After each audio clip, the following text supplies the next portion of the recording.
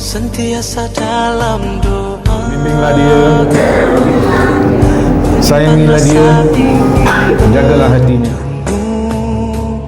Insan yang masih Nak syukur ke atas Allah, memudahkan urusan daripada awal sampai habis, ijab dan kabul lah.